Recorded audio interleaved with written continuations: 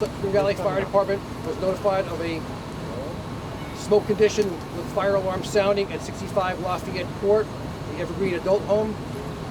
Upon arrival, the Spring Valley Police Department had a confirmed fire and several residents trapped. Upon the arrival of the fire company, working with the police agencies on the scene, started attempting multiple rescues.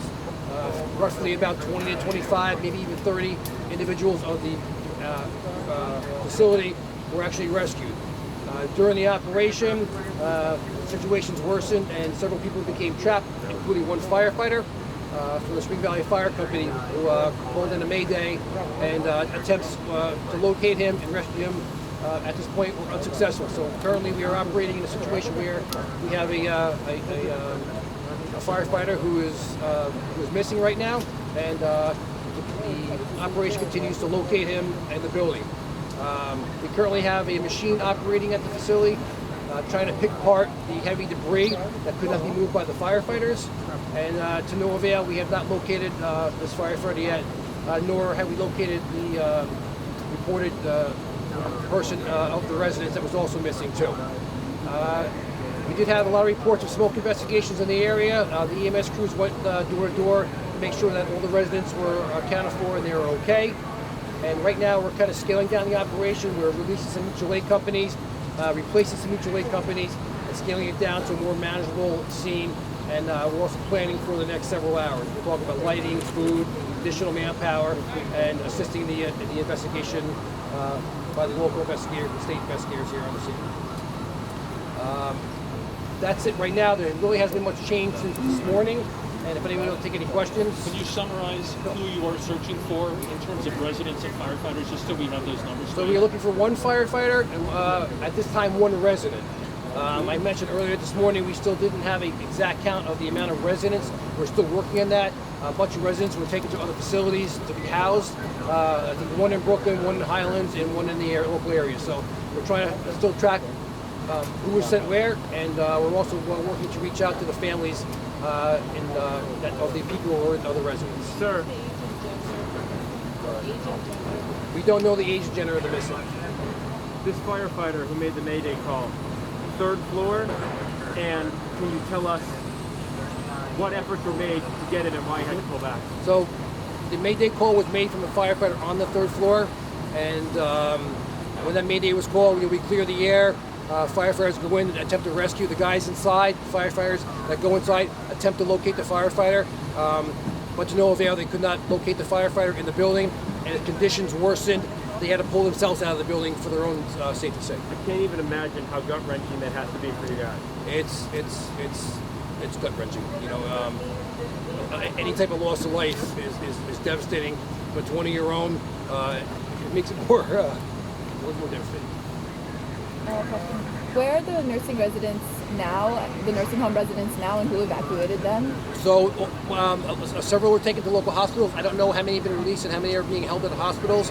They were taken to a local adult care facility here in Spring Valley, and then I know they've been separated and dispersed to other facilities. I don't have the names of those facilities or where they're at. Who evacuated them? Sorry. Oh, the evacuation was done by some staff, police departments, and firefighters. Everybody it was really a joint effort on the scene here.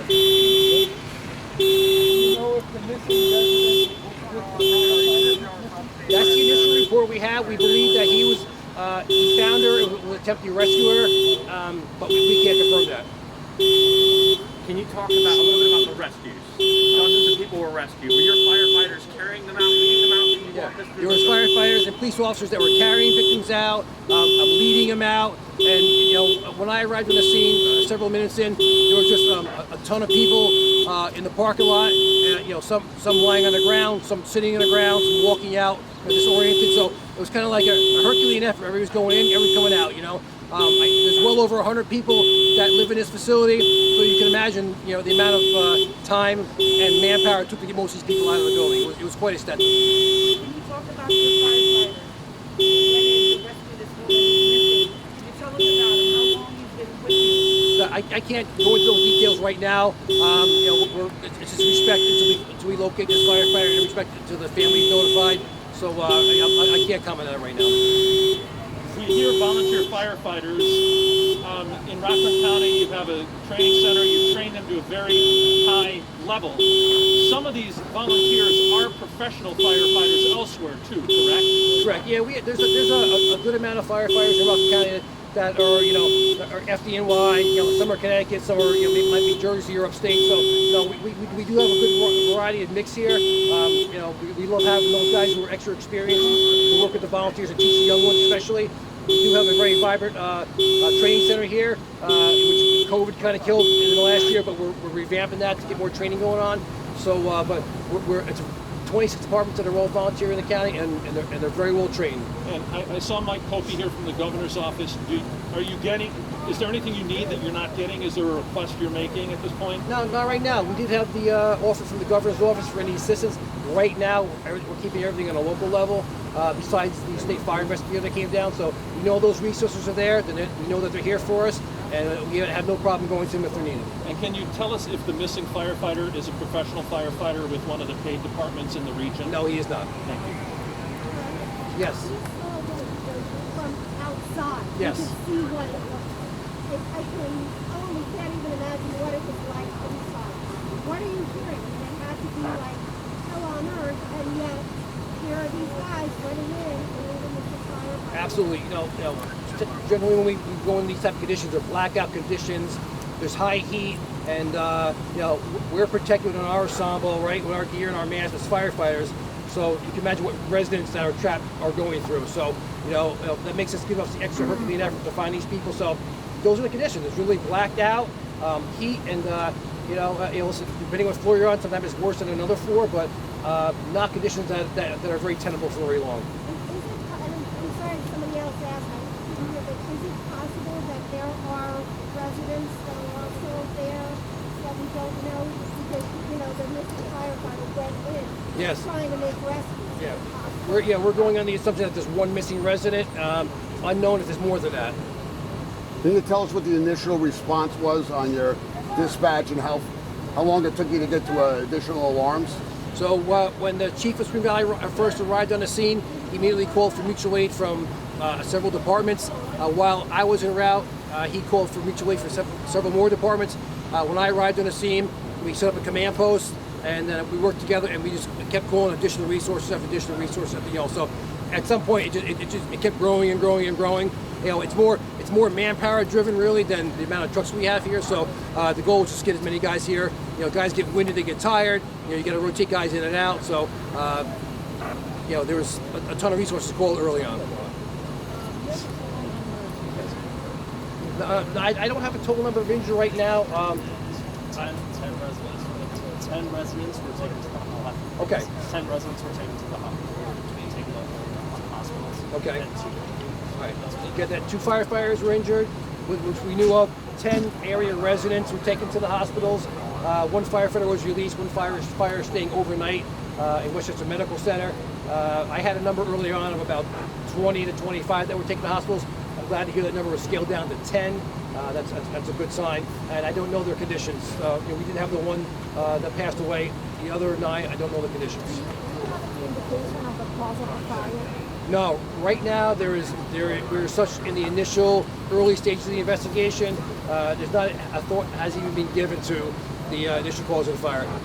On top of that, we have so much significant damage to the building. It's going to take quite a while to find the root cause of listen, it's interviews. Is there security cameras? With residents or were there staff members that saw it, right? So it's going to be quite a lengthy process, and I'm sure there'd be no set time frame. You said earlier the first call was a report of smoke and alarms going on. Correct. Did they pinpoint where the smoke was, like maybe the kitchen? No, they did not. It just came for a report of smoke, and the alarms were going off in the building. And there was no specific area where that came from. No.